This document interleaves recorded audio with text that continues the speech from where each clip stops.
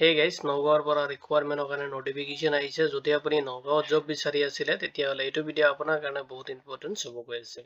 মই যে আলোচনা কৰিম নগাঁও ইউনিভাৰ্চিটিৰ পৰা ৰিকুৱাৰমেণ্টৰ কাৰণে নটিফিকেশ্যন আহিছে আৰু মই আলোচনা কৰিম ৰিকুৱাৰমেণ্ট অভাৰভিউখিনি লগতে ভেকেঞ্চি ডিটেইলছ আৰু ভেকেঞ্চিখিনিত এপ্লাই কৰোঁতে কি কি এলিজিবিলিটি ক্ৰাইটেৰিয়া আপুনি ফ'ল' কৰিব লাগিব, কেনেকৈ আপুনি এপ্লাই কৰিব, কেতিয়ালৈকে লাষ্ট এপ্লাই কৰিব পাৰিব, চিলেকশ্যন প্ৰচেছ কেনেকুৱা হ'ব, চেলাৰী আপুনি কিমান ৰিচিভ কৰিব, ইয়াৰ ডিটেইলছ আপুনি এইটো ভিডিঅ'ৰ চিষ্টেমেটিক চেক কৰিব পাৰিব।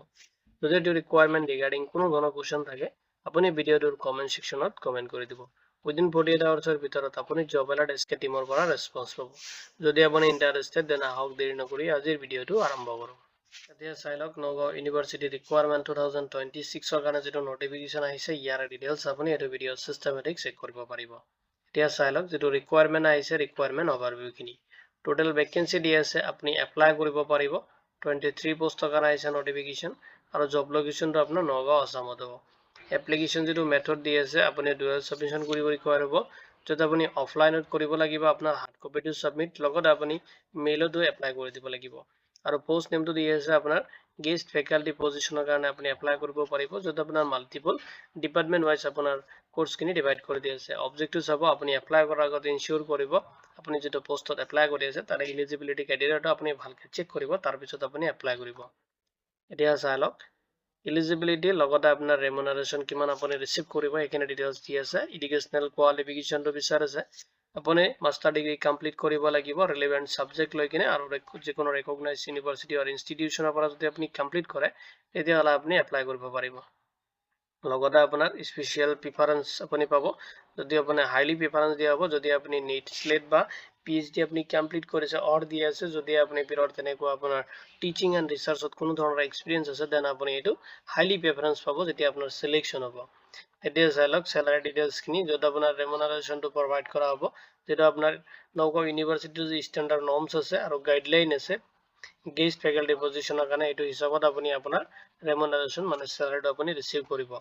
এতিয়া চাই লওক আপোনাৰ পোষ্ট দি আছে 23 পোষ্টৰ কাৰণে আহিছে নটিফিকেশ্যনটো আৰু এইটো ডিপাৰ্টমেণ্ট ৱাইজ আপোনাৰ পোষ্টখিনি ডিভাইড কৰি দি আছে। য'ত আপোনাৰ হিউমেনিটিজ এণ্ড আৰ্টছৰ কাৰণে দি আছে, য'ত আপুনি এৰাবিক ডিপাৰ্টমেণ্টৰ কাৰণে এপ্লাই কৰিব পাৰিব, এছামিছ আছে, বেংগলীত এপ্লাই কৰিব পাৰিব, ইংলিছত এপ্লাই কৰিব পাৰিব, হিন্দীত এপ্লাই কৰিব পাৰিব, সংস্কৃতত এপ্লাই কৰিব পাৰিব, সত্ৰীয়া ডেন্সত এপ্লাই কৰিব পাৰিব। নেক্সট আছে আপোনাৰ ফিলচফিত আপুনি এপ্লাই কৰিব পাৰিব। নেক্সট আকৌ দি আছে আপোনাৰ ছ'চিয়েল চায়েন্স এণ্ড কমাৰ্চৰ কাৰণে, য'ত আপোনাৰ কমাৰ্চ দি আছে, ইকনমিক্স দি আছে, আপুনি এপ্লাই কৰিব পাৰিব, এডুকেশ্যনত এপ্লাই কৰিব পাৰিব, জিঅ'গ্ৰাফিত এপ্লাই কৰিব পাৰিব, হিষ্টৰীত এপ্লাই কৰিব পাৰিব, পলিটিকেল চায়েন্সত এপ্লাই কৰিব পাৰিব, ছ'চিয়লজিত এপ্লাই কৰিব পাৰিব।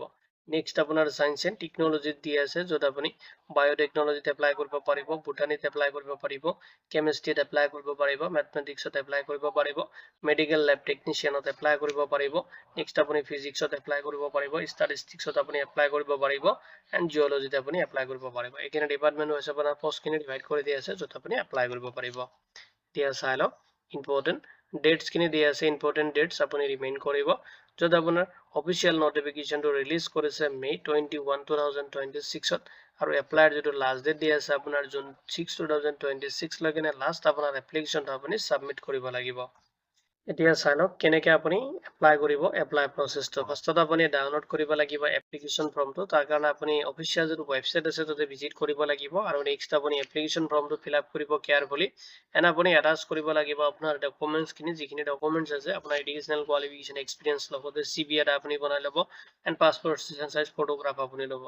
যিখিনি ডকুমেণ্টছ আছে সেইখিনি আপুনি জেৰক্স কৰিব আৰু তাতে চেল্ফ এটাচ কৰিব আৰু আপুনি এটা এনভলপ প্ৰিপেয়াৰ কৰিব লাগিব আৰু তাতে আপুনি মেনশ্যন কৰি দিব লাগিব আপুনি কোনটো পোষ্টত এপ্লাই কৰি আছে আৰু আপোনাৰ ডিপাৰ্টমেণ্টখিনি আপুনি তাতে ভালকৈ মেনশ্যন কৰিব।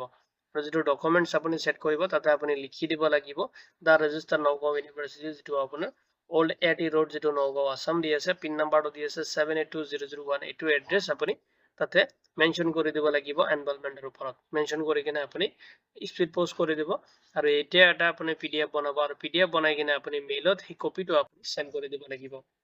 মেইল আইডিটো দি আছে, যদি আপুনি বিচাৰে এইটো নোট কৰি ল'ব আৰু যদি এপ্লাইৰ ডেডলাইন দি আছে তাৰ আগতে আপুনি ছাবমিট কৰিব লাগিব। ঠিক আছে, চাই লওক যদি এইটো ৰিকুৱাৰমেণ্ট ৰিগাৰ্ডিং কোনো ধৰণৰ কুৱেশ্যন থাকে আপুনি এইটো ভিডিঅ'ৰ কমেণ্ট ছেকশ্যনত কমেণ্ট কৰি দিব।